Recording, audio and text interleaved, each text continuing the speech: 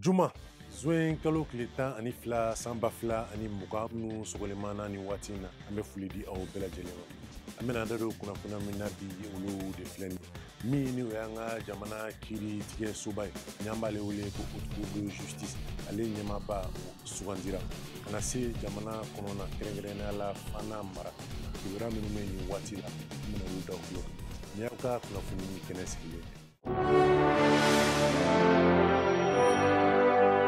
Kunu alamisa zoen kalo tile 11 san 2020 an ka jamana minisiri ɲɛma ni o ye Dr Bubu Sise ale ye ani a ka gouvernement u ka baarabila sɛbɛn k'o di jamanakuntigi ma Ibrahim Boubacar Keita. O yɔrɔ kelen bɛ jamanakuntigi a ka danaya kurakuraya Dr Bubu Sise kan k'a ɲini a fɛ a ka gouvernement kura a ka o maaw sugandi joona walasa jamana baara o bɛ se ka daminɛ cogoya min na hɛrɛ o ka se bɛɛ lajɛlen ma. K'aw yira la ko kami san 2013 ni président Ibrahim Boubacar Keita ni ale fanga ta Dr Bubu Sise o kɛra a baara ɲɔgɔn ye k'a daminɛ minisiriso ni o ɲɛsilen bɛ usine ko ni dugujukɔrɔ ko ma san 2013 ka na bɔ o la san 2014 kɛrɛnkɛrɛnnenya la avril kalo gouvernement sigi min kɛra a ye dugukoloko minisiri a y'o jɔyɔrɔ sɔrɔ ka na se fo san 2016 ma n'o ye san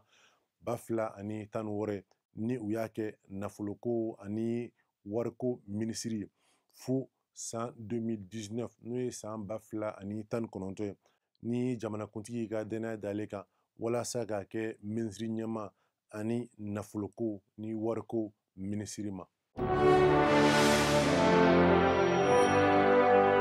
An ka jamana kiiritigɛ soba ni an b'ale wele nanzarakan na ko Haute Cour de Justice. Député Ishaka Sidibe sugantira a tɔw fɛ bɛn kɔnɔna la ka ale ɲɛmaya ba sɔrɔ. Hakilina jiginna kabini députéw ka ɲɔgɔn lajɛ min kɛra mɛ kalo tile 28 tɛmɛnin. Député minnu kan ka don jamana kiiritigɛ soba kɔnɔ olu sugantira k'a jira u la ko Haute Cour de Justice n'o ye jamana kiiritigɛ soba ye olu ka baara ye o ye ka jamanakuntigi ani minisiriw k'olu kiiri n'u nɔ yera jamana janfali baaraw la. O siratigɛ la Ishaka Sidibe ale kun ye an ka député bulon minnu ni olu ka waati dafara waati tɛmɛnen na o ɲɛmaya kun bɛ ale bolo. Ishaka Sidibe yɛrɛ sa ale ye Kulikoro cercle député ye min sugandira tɔɲɔgɔn fɛ ka kɛ Haute Cour de Justice ɲɛmaaba ye nin waati in na.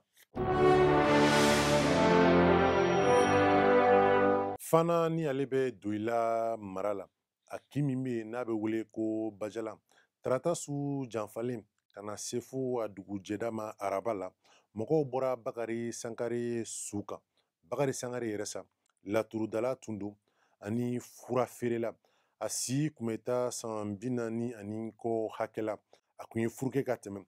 hali ni waati in na ani a furumuso kun tɛ ɲɔgɔn fɛ. Den tun tɛ Bakari Sankare yɛrɛ bolo nga a dahirimɛ o kun bɛ a ka fura feere la. U taara ni ka kunkolo tigɛ ka bɔ a kan dara nka dɔgɔtɔrɔw ka jateminɛ ni sɛgɛsɛgɛliw fɛ u ko kojugukɛla ninnu k'u ye Bakari Sankare gosi a tɔn na siɲɛ damadɔ yanni u ka kojugu baara in kɛ.